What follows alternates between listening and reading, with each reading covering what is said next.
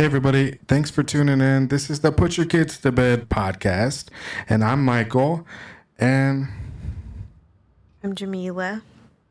this is my beautiful wife, Jamila.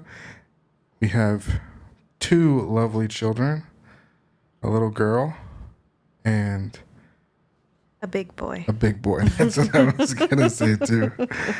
Jamila floated the idea for this podcast out, and the name, too. And I think the name is fitting a little bit because she's a stay-at-home mom, which I'm sure we'll get into some of the frustrations and heaviness of that. And I'm a pretty busy dad all over the place. And so at the end of the day, she's ready to be done with children, and I'm exhausted. And, bedtime is one of the most frustrating times if you've experienced it as like a babysitter or a nanny or a parent yourself or a grandparent. And sometimes Can be frustrating. Yes. Depending on how your day's gone and what your energy is. It requires the most focus.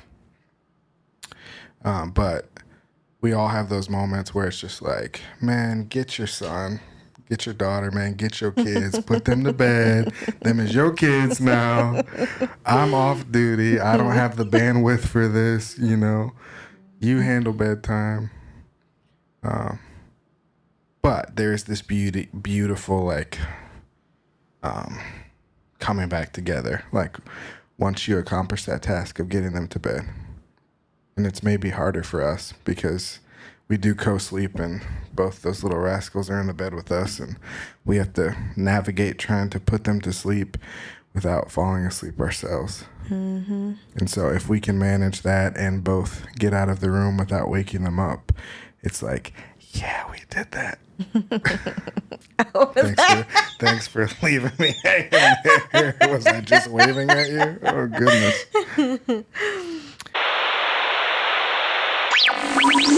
We're sorry, the number you have dialed is not in service at this time.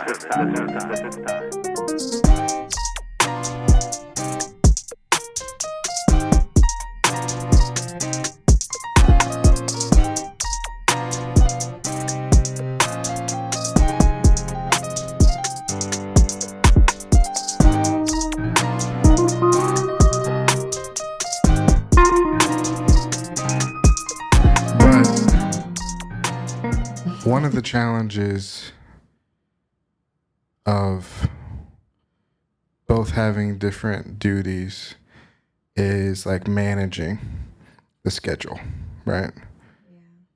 How do you view that, like, as a stay-at-home mom?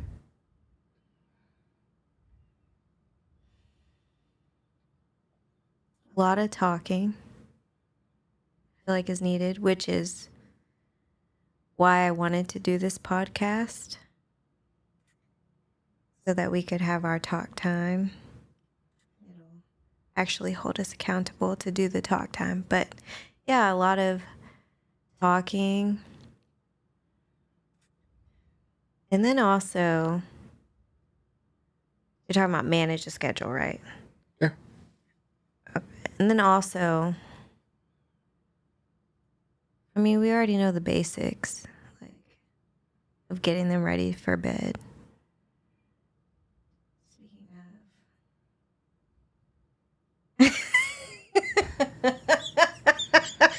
She's like a squirrel. She's like one of our dogs that just like, God forbid, a bunny walks by in the middle of anything. Yeah. Schedule. Yeah. What is that was just a bunch of generic stuff that you just said. What's the importance of a schedule for you as a stay-at-home mom? Is it important? Does it matter? Why does it matter? I mean, I'm like 50-50. Schedule is very important. It is. But recently, since the whole time change and the sun going down a lot later, it's been hard with putting the kids to bed. especially with homegirl needing to see that it's dark at night before she's actually like, okay, I'll shut my body down. Yeah. But yeah, So it is important. Yeah. I mean, she's 10 months and got her own distinct personality. Yeah. That is interesting. I mean, it raises an interesting point of the bedtime. Like, I'm curious, for anybody that is listening, like, if you feel like you have like bedtime nailed down, like, please, like, comment, send us a message, like, Or even like your tips. please, on- like, yeah, comment, like Yeah. how you managed to do it or what you figured out routine, because the time change is something that, like, I can't wrap my brain around the people that, like, their kids have a bedtime of 7 o'clock. Well, how does that shift during the summertime?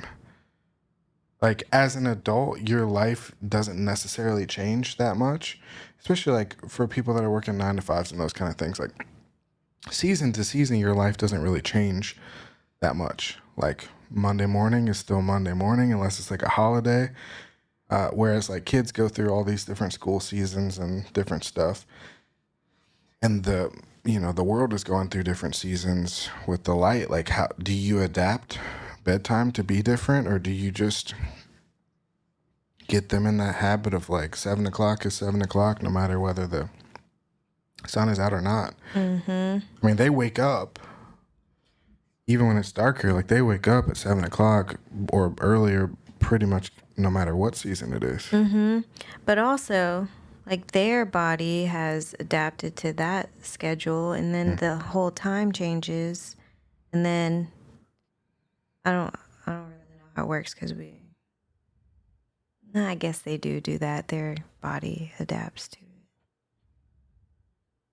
But I mean, even that, like, do the kids get sleepy whenever the bedtime is at 7 o'clock, but now it's 8 o'clock?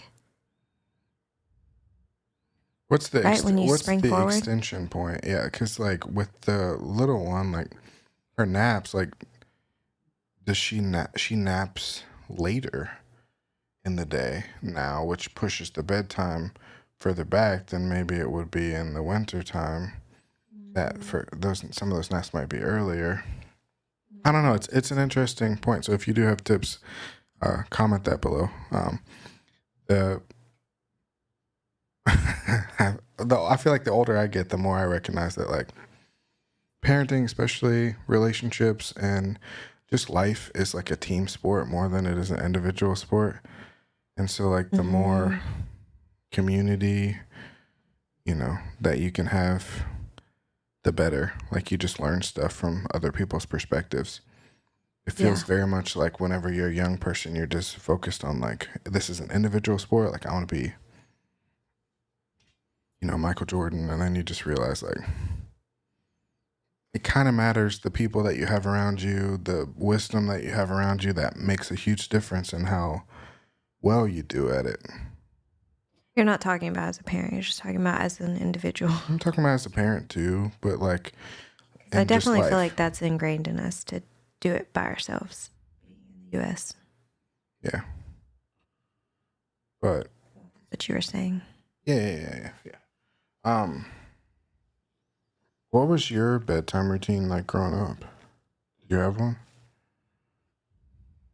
I just remember going to sleep at a certain time. Like, we didn't do all of the routinely? Was your mom consistent with that? Yeah, but I don't remember like the whole bath time routine kind of thing. We just went to sleep. I remember nighttime was always tough for me because I used to have insomnia. I had trouble. And even as a young person, so I would like sneak. We'd go to bed and stuff. And as soon as my parents kind of left the way, I'd either start turning on lights or sneak book lamps and all that stuff and be reading underneath my covers. And I'd stay up. Is this when you were living in the basement? Even when I wasn't, I would hide under the covers. Oh. with a book lamp or a flashlight and read a book. Mm-hmm. No one tell. Would your parents actually be asleep? Oh no. They'd be somewhere watching TV or reading or something, and I'd get caught. I remember at one point I had like probably 4 or 5 different flashlights because I'd get caught. Like my dad would come in the room and like take the flashlight and be like, "Okay, you need to go to bed," and then he'd leave. Pull out a different flashlight, you know, You had one because stacked. because you don't want to stop. Like I had that energy of like when you're riding a bike and you have done all this work to kind of climb up the hill, like you don't want to stop once you get to the top of the hill. Like you want to ride all the way down the hill, and that's like how books work to me. Like once you get into the book, you don't just want to put it down. So like I want to finish this ride, and so I'd stay up for hours and read Oh my. almost every single night. Nah, I'd be getting tired. But you're like a morning Awesome. person. Yeah. Were you that growing up? Like where you woke Yeah. up in the morning like ready for school and you're just like, yes, yay. Daylight.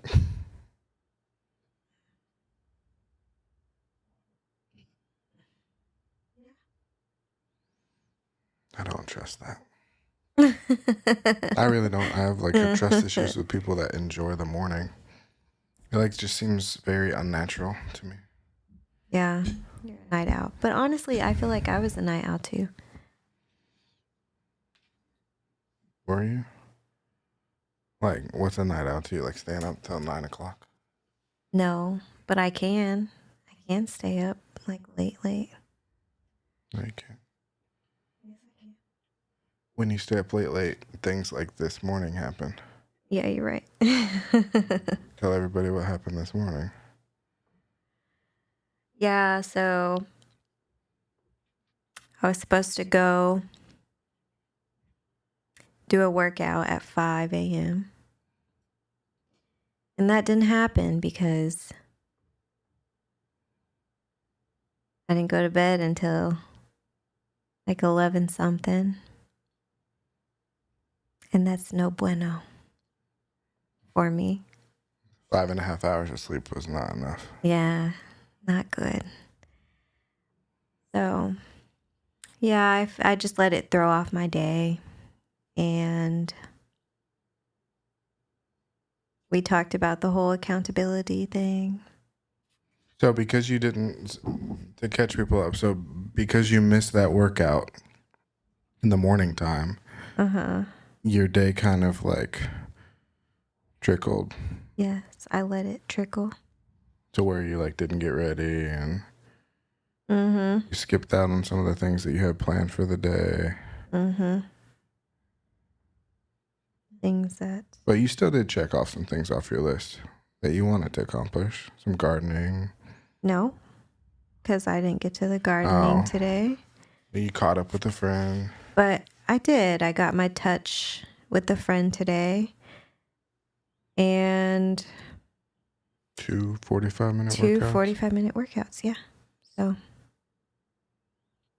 I mean, that's... Wasn't what you planned, but you adapted and got something out of it. Yeah. Interesting, like our perspectives of the day. Like you stayed up till 11. Well, probably closer to midnight. Yeah. And then didn't wake up. And then I stayed up with you, and then I went to go work, and I got home at almost 4 o'clock. And I laid down on the couch because I needed to get up after you were done with your workout or around the time that you were about to go work out. And I didn't want to wake the kids up with an alarm because I'm really, really bad about waking up to alarms. I will turn off 6 alarms. I don't know how. Like, Do you turn them off or do you snooze them? I don't know. Does it just keep going? I'm not awake, so I have no idea. But it's totally reasonable that I would set like 6 alarms for myself, and then all of them would be turned off by the time I woke up, like an hour after I was supposed to, and like frantic. It happens whenever I'm super sleepy and the alarms are really early, because I have this delusional thing where I want to like. You're going to wake up? I'm like, oh, I'm going to wake up at 4 o'clock in the morning. And it's like, After getting 2 hours of sleep. and it's like, oh, okay, well, I could have woke up at 4 o'clock in the morning, but it's way more realistic that I get, 2 more hours of sleep and wake up at 6. And, I'm going to be better on the other side of that. But anyway, so 4 o'clock-ish, 3:45, lay down on the couch, fall out. I'm going to get up at 5 or 6 or whatever. And then I wake up at like 6:30, 6:40. And you're laying there next to me on the couch. And it was like this beautiful, like I was exhausted. I mean, I slept for 2.5 hours or whatever. But like I woke up and you were right next to me on the couch. And then I like... Which we don't get to be next to each other often because, we got the 2 kiddos. Yeah, sandwiched in between us. The baby is clinging to you always. And Gibson our son has claimed me as snuggle buddy since he was a baby. And... Nuh-uh, he was like 2.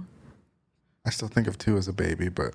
Maybe he was. Since he was a maybe toddler, he was 1.5. Whatever. But I mean, he was little. He's a great snuggle buddy, and he's a good sleeper. What's interesting is having a 5-year-old boy who's like completely opposite of what I was. Is he'll legitimately sleep for 12 hours. And he would like to have his 12 hours, and he never gets it. I mean, because he's not going to bed at 7.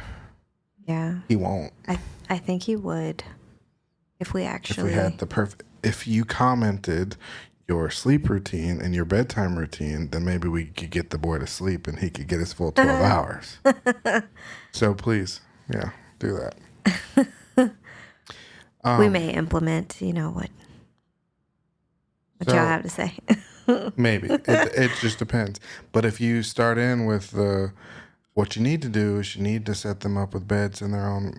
We're going to tune out at that point because there's nothing more beautiful. You know how whenever you watch movies and stuff, there's always like these wholesome family moments where like the kids go get in mom and dad's bed on the weekend, and then they have breakfast in the bed, and there's all this stuff. I mean, I think of it as like the prototypical like white family thing because you never see it in a movie with Black families or Latino families or whatever. It's always like the white family thing. But there is something like we feel that like all that emotion from that.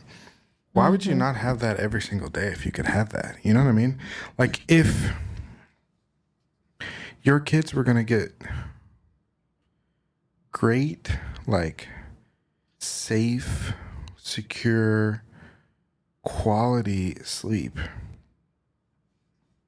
and you got to wake up with like the people that you love the most in your life every single morning, and that got to be the first thing you see every single morning, why would you not?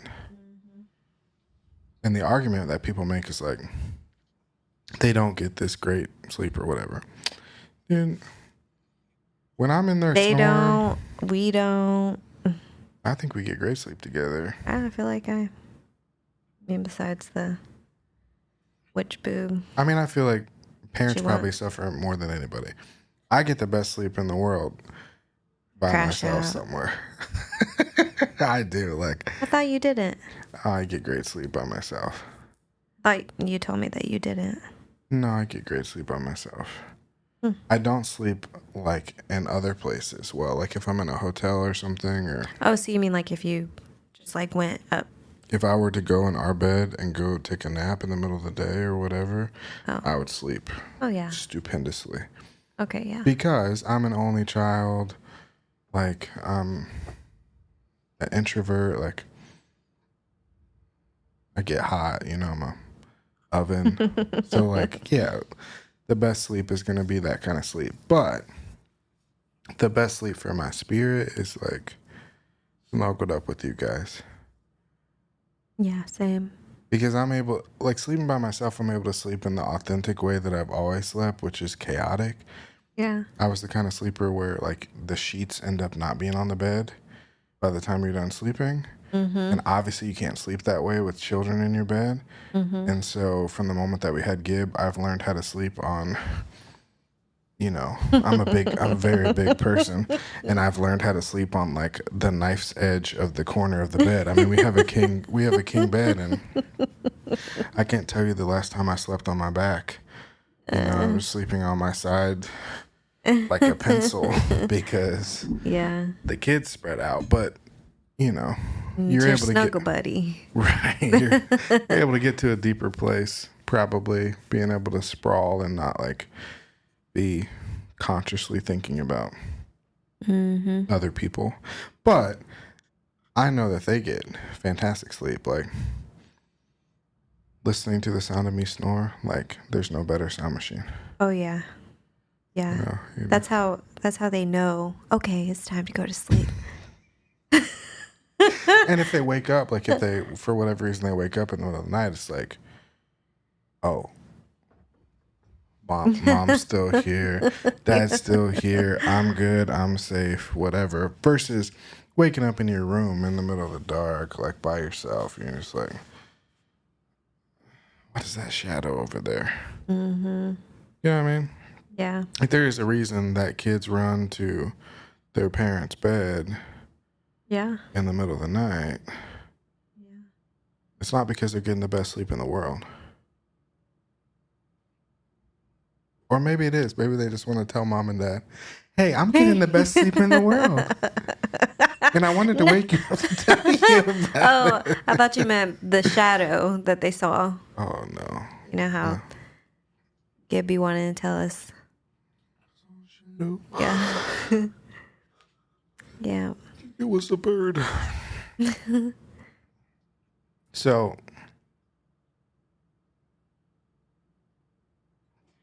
yeah. So, schedule. I'm just like, it's this. Like I said, I think we just need to walk her. She's tired. And she's hit. That whole thing about wind. them. Yeah, second wind. Third wind or whatever. Yeah. And she just has this adrenaline. She's like play. But how much of that is like the consistency of like, I think we've been pretty consistent over the last couple weeks, but just like this is always what happens. And I think you throw in a couple factors of inconsistency. Like, for example, like, imagine if you eat a turkey sandwich and an apple every single day for lunch. And then then every 2 or 3 days you throw in a pudding. What's going to throw off your lunch every other day? Are you talking about like your digestive tract? Well, yeah, it's just going to throw you off because you're so used to like is what's normal? Is the turkey sandwich and the apple normal, or is the turkey sandwich, the apple, and the pudding normal? Like what is, you know what I mean? And so if the bedtime is, we're going to go on this walk and we're going to take a bath, then we're going to, get PJs on and everything, and then we're going to go to bed. But then some days we're going to do all that, then we're going to read 2 or 3 books, then we're going to go to bed. Or like, what is the routine? What am I expecting? You're asking me what do I? I'm just saying, like, for her or Gib too. Oh. I think that plays a factor. Is like I don't know. Yeah. What to expect. I know. What's normal. And we just have to. I think we just have to pick. It's consistency. Yeah. It is. It's consistency, and I think even the whole putting them down at 7 kind of thing. What you were talking about earlier, putting them down at 7, and they go to bed at 7 every single day. I think that's what we need to do. 7 is too early, though. I think 8 o'clock. But then, whenever the time changes again, and it's going to be dark outside, 6 o'clock or whatever.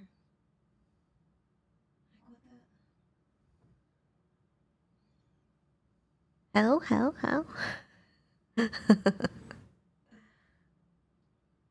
Yeah. I don't know how much the time or the light even matters. What do you mean? The light does matter. Not if the schedule is consistent. Like, I They'll think just about, fall out, even in the. I think about Alaska, like where it's for one season it's super dark all the time, and then the next season it's super light all the time. Like the life doesn't change completely. You just get your schedule is what it is, and if we need to have, I don't know. You tell us what you think, what you do for bedtime. If you have good ideas of how to stay consistent. Yeah. I think our energy levels are inconsistent. And depending on how much activity that you have during the day, your bandwidth is a lot more. But I think always best practice is keep bedtime short and sweet. The routine simple and short, and that saves you. Okay, so to wrap it up. Let's talk about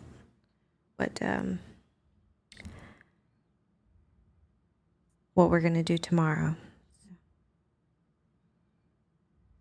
I think dinner. Then right away it's just the walk. So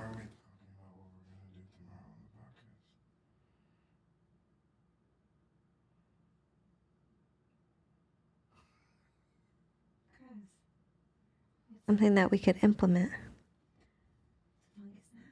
For them? For them? Yeah, we're just wrapping it up.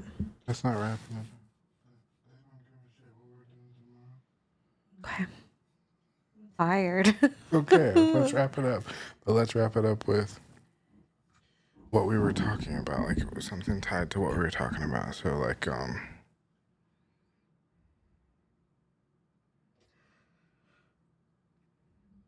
okay, where did we go? Oh, accountability. Okay, let's go there. Okay, so to wrap it up, what do you do when your day is detoured? Go with the flow. Go with the flow. What do you do? Good question. I mean, go with the flow is a good entry point. But I think the tendency is to compromise. Like, if one thing doesn't go well, just like to let it be a spiraling thing and just like compromise all the things instead of just being like, you know, like if you're on a diet and, you know, you fail at one thing or like you have a bad meal or whatever, like the poor decision would be just to write off the whole day. The better decision would be to accept where you're at and then make better decisions going forward. Yeah, pick up from where. Yeah.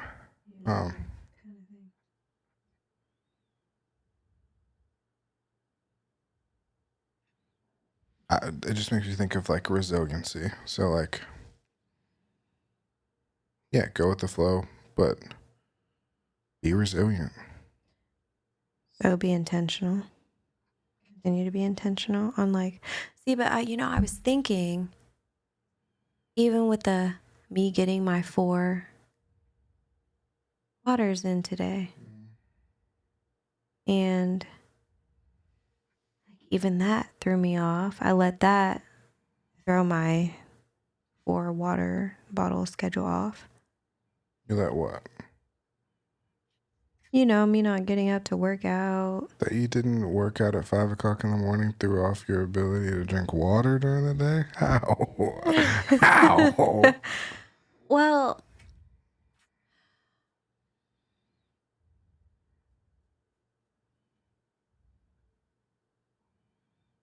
I don't think there's going to be a way you talk yourself out. Um, That doesn't make any sense. I'm trying to think like how did the rising go anyway? Like the kids didn't get up until eat something. So I was in there reading.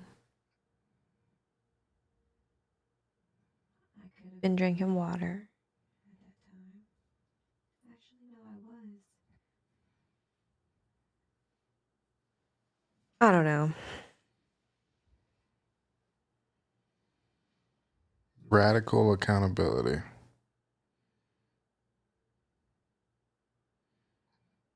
There's this quote that I read. This lady, basically, she was a Dutch woman, and during the Holocaust, and she was sheltering Jews. She was a Christian, and she was sheltering Jews, and she eventually got caught, and they sent her to a concentration camp. And you know all the horrors that happened at the concentration camps. Anyway, she wasn't sure, we can only imagine what it's like to be in that place and like see people being put into ovens and gas chambers and just the worst things that could ever happen to somebody. And the people that are there are starving and they're watching these things happen and they're just waiting for their turn almost. Anyway, she ends up getting out, but she was able to like keep her faith through that whole process.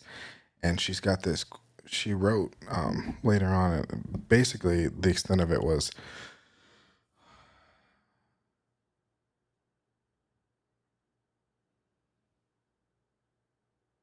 never fear. Oh, you can always trust. It was basically, you can always trust an uncertain future to a known God.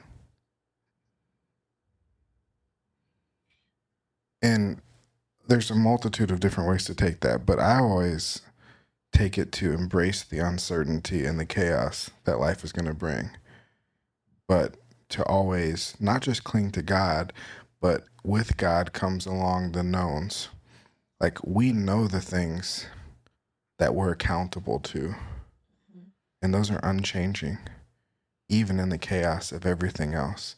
Like those things are known. They're not uncertainties. They're not question marks. They're not, well, if I can only get to this. They're the known things that we've committed ourselves. And that's the radical accountability thing of like, I'm going to drink my water regardless of what chaos the day brings, you know? And I don't know what the chaos is going to be, but I know what I'm going to do. Yeah. Yeah. And that's just like ownership. Yeah. I mean,